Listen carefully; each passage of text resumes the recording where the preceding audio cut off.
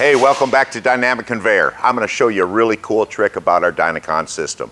You guys probably already know these are completely 100% repairable in the field, whether it's one of these little plugs that the threads get damaged on, whether it's your belt paths, everything you can change and fix in the field on your DynaCon system. Let me show you in this episode how you change out one of these little threaded hex plugs. You'll notice on all of our modules, there's many of these plugs, and they're intended to hold your conveyor together, mount accessories to, all sorts of uses, but so many of them are not being used. Those are there in case you damage one of these ones inadvertently in an area you really need it to hold up to. So I'm going to strip one out intentionally and show you how quick and easy it is to replace it. Let's just pick this side right here. If I'd have my drill set too high, this is what causes it. My drill set way too high. And I come on into this socket head cap screw, I just stripped that plug right out. I got no more threads left in that plug.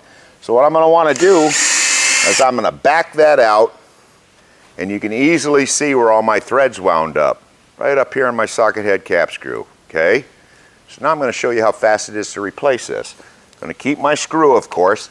The tool that I need to push this plug out of here with is right down here in your tailstock.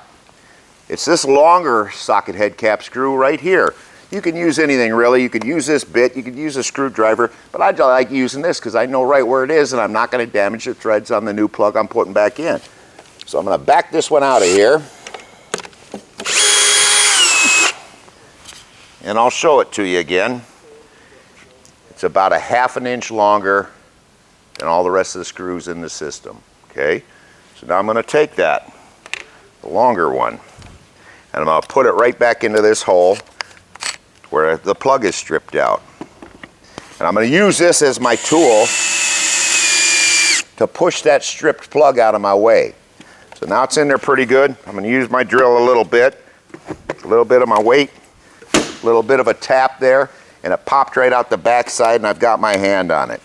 Now let me finish taking my bolt back out of here. And here's my damaged plug. I'm going to hold on to that. I'll show you where you put that in a minute. I'm going to walk around to the back side of the conveyor and choose one of these plugs so you can easily see how it is to take them out almost the same way I just did here. Once again, I'll take my longer screw, find a plug, run my screw back in, not all the way. And again, this is where you want to pay attention to your torque setting. You don't want to strip out another one of these, right? You just want to fix the one you just need to fix. Give it a little tap. There, she's coming right out. So now I got my replacement plug with undamaged threads on it.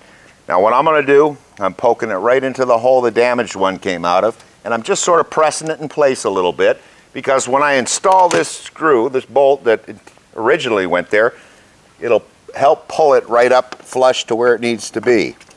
So I can get that one started, make sure my torque is set down.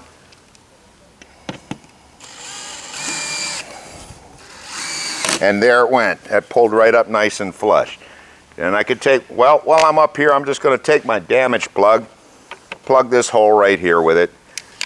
I could use one of these little screws to pull it in. You'll be able to see.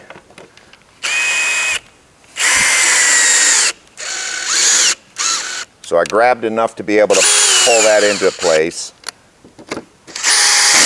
So it's so cool that you can use your fasteners as the tools you need as you're working on this system.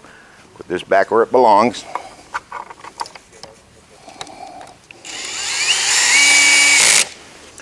And there, I'm done.